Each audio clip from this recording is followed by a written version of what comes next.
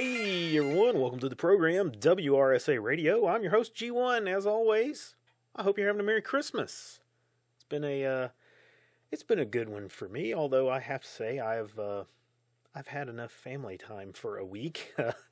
I do always enjoy my family, of course, but this time of year always seems to tire people out, and we always seem to be a bit less fun and energetic for some reason.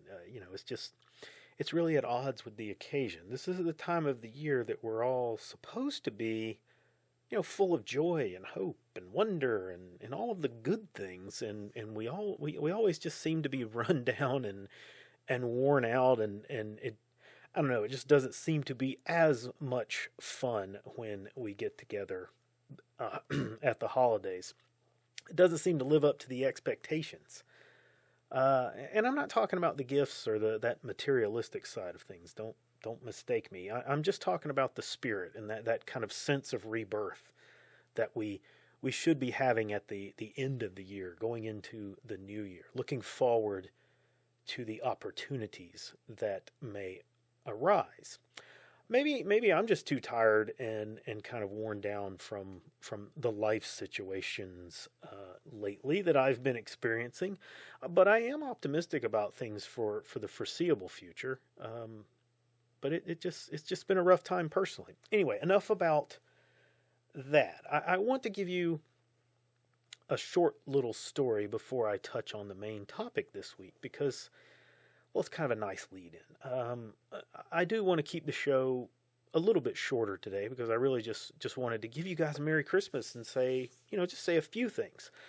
The hot button topic over the last few days or so has been the debate surrounding legal immigration and the H1B visas in particular. This importation of workers and the position that we do not have enough homegrown technical workers to meet the demand, and people just don't want to do this work. I think most of this story and really the debate is just so filled with bullshit from all sides, from everyone involved in it. The idea that we don't have enough people here is nonsense. The idea that we don't have people that want to work is nonsense. Just so much, all about this from all sides of it. But let me go back and hit on something. I'll give you a little bit of a personal story here to kind of, like I said, lead into this. Yesterday I received a package. This was my Christmas gift for the year. I'm not going to get into what it was because that's not really important. I will say it was an expensive electronic item. And it was something that I was really looking forward to getting and kind of messing around with and kind of getting up and working and whatnot. And it arrives and I go and I unpack it, get it set up, and only to find out that out of the box it's not functioning. Now, needless to say, I was not happy. Okay, I was angry, but not, I wasn't like really, really angry. I was frustrated. And I didn't get angry because I know that things can happen in shipping. I know that electronic items can break. So that wasn't really why I was flustered about it. I just thought that this was going to be a problem. Okay. Anytime that you have to ship something back, it's like, it's just that potential for problems that I was not looking forward to. But the item has a full warranty and the company is reputable. So I thought, okay, maybe this will go well. So I call their helpline and I get transferred to a technician, and his name is Trevor. And I can assure you that his name really is Trevor, because this company is located in Texas, and it's a smaller company, and they're not forwarding me to some foreign help desk. So I speak with Trevor, and I describe the problem, and within just a couple of minutes, bam, bam, bam, he is sending me a return shipping label, 2-day air, fully covered by the company. I repack the item up, hop off down to the UPS store here locally, and I ship it off. The UPS guy's there picking up packages as I walk in the door. Bam, scanned into his bag. He puts it in the truck. It's going back. So it's already on its way back. Not only that, but Trevor tells me that he's going to be the one that gets the item, and he's a technician, and he's going to be the one that repairs it. And he said he'll let me know what the problem was and when he ships it back to me.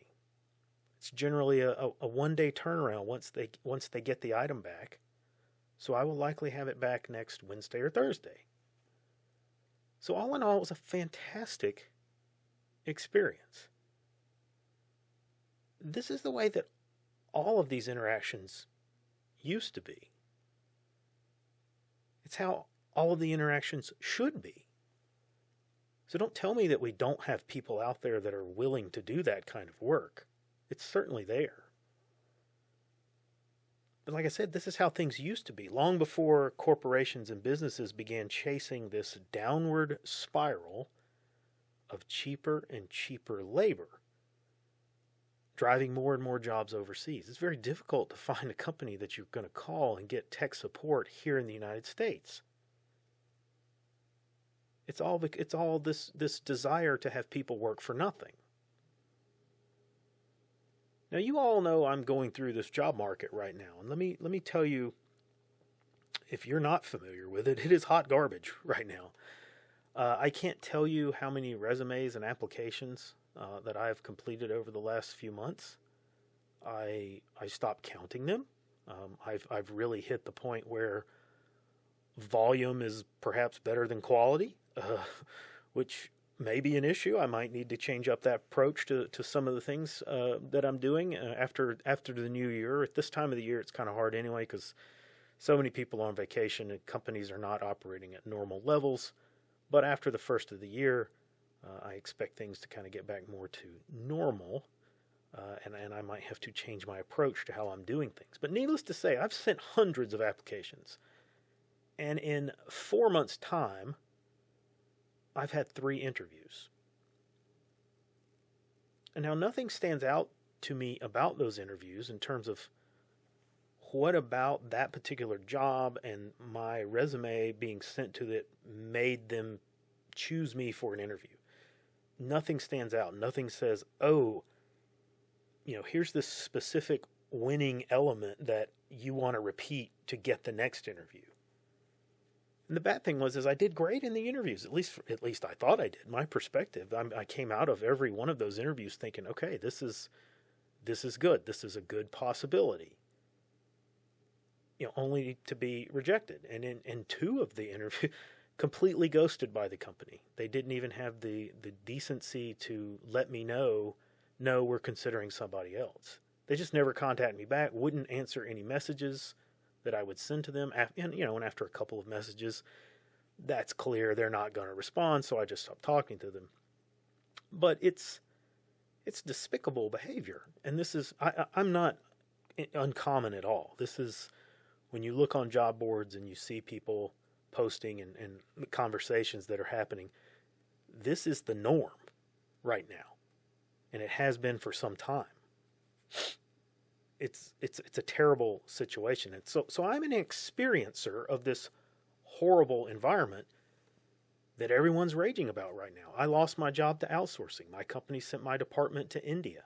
This was after a long chain of other roles at the company that had been replaced by H1B visas and the wholesale transfer of software development and engineering to a new office in India.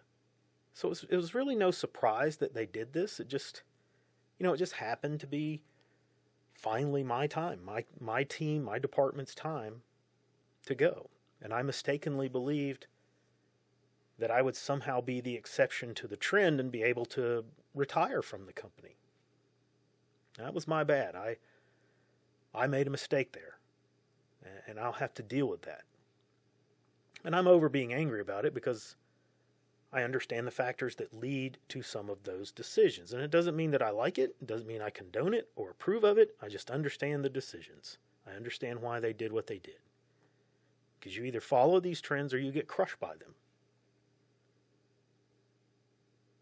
I can be angry at the company and hate the situation, but in reality, the company is not going to single-handedly fix the problem.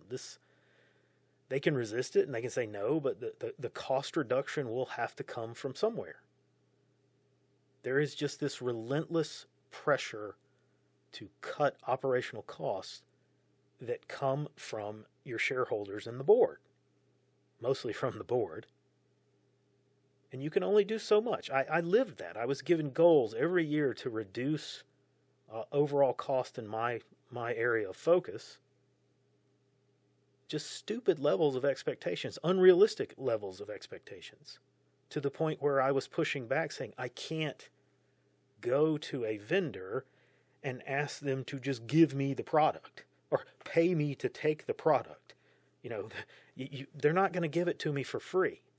And we're paying so little on a per unit or per item, whatever measurement level, that they're on this razor-thin margin. They're making their money off of the volume. So if I can go to them and I can promise more volume, okay, they're willing to work with me.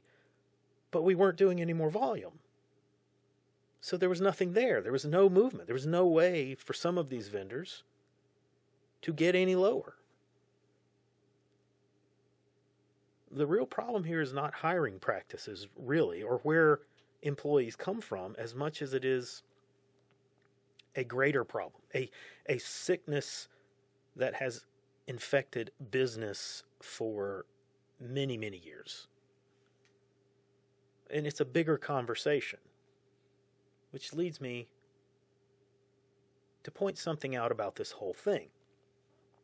This conversation got started because Elon Musk and Vivek Ramaswamy started it. They made statements that went over like lead balloons in the right-wing blogosphere, and people are denouncing them and trolling them and so forth. But more importantly, I think, is they're telling their stories.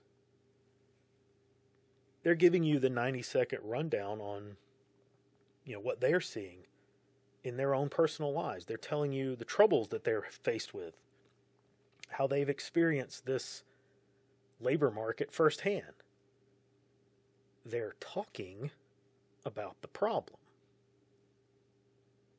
So how do you fix the problem? Well, fix a problem. First off, you have to figure out and understand that there is a problem. You have to recognize that it is an issue. And then you can figure out the best way to address it. When we're dealing with wide-scale, large problems that are happening across the whole of our society, we have to talk about this in open forums and in the public square. And if no one is actually talking about it and bringing it forward as an issue, it's not because it's not an issue. It's because there's some other pressure that is preventing people from discussing it. Maybe they just don't feel like discussing it openly is going to do anything because they think no one is even listening or even cares. So how do you get that conversation started? Someone in leadership, someone in a high up, recognizable, visible position has to step out there and bring up the discussion. This is something that we've raged about for quite some time, that politicians are not talking about these problems because they don't want to be the focus of people's anger and anguish. They're afraid of it. They don't want the pushback, the vitriol that's being directed at Elon and Vivek right now. What's everybody doing right now? They're raging against Musk and Ramaswamy and their positions that they've put out there. Because those stated positions are the coin of the business realm right now. It's standard operating procedure in corporate America. And their positions suck. And people hate it. It's what we voted against. We don't want this situation. We don't want this environment. So they state this position and people fire off against them. And what does that do? It leads to a national conversation. It demonstrates an outcry. It highlights that there is a crisis because no politician has paid a single hint of care for this crisis, which is eroding middle-class America. So two guys who are not politicians and not running for office kickstart the debate and demonstrate how shit-tier this situation is for everybody to see. Guess who is not taking the heat for this? President Trump. Guess who is going to be asked to step in and answer his position about this? President Trump. Guess who can come off looking like a frickin' champ in this situation? President Trump. He's being positioned here as a negotiator, as a way to stand in the middle between the position that Musk and Vivek have stated and the position that most of us are stating, most of us voters. Musk and Vivek fill the role of the corporate stand-in. And Trump can come in and have this conversation with them to address this problem. They can lay out the steps to fix the problem that have caused this situation. They can propose laws and regulation changes. They can do all kinds of things that will benefit us. When I say that, what I mean is put an almost complete lockdown on immigration outside of some very specific criteria. We're not ever going to get, at least I say we're not ever, we are very likely not going to get a complete moratorium or shutdown on immigration. We might get a very temporary moratorium, but I don't think we'll get to a point where we just don't let anybody in. So there's going to be some level of people that come in. So having some kind of very difficult to get to or hard to meet criteria is probably as best that we would do. But we could drastically reform the H1B program at a minimum. We could get rid of it entirely if possible. Things along those lines. There are plenty of other items that can be discussed and brought up, provided we're having the conversation. Those are the things that they could do. And I'm being optimistic that we will see those kind of things. And we'll see all of that come out of having this conversation. Realistically, probably not going to get everything that we want. Probably, like I said, not going to be the moratorium on immigration or complete shutdown of it. I don't think that's going to happen. But there's plenty of area there. There's plenty of victory there for us that we can probably get to.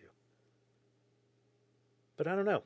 Maybe this is all a sham, and this is just Trump and his people caving to the Chamber of Commerce Republicans and the corporate tyrants, which is what a lot of people on our side seem to think it is. The more cynical types.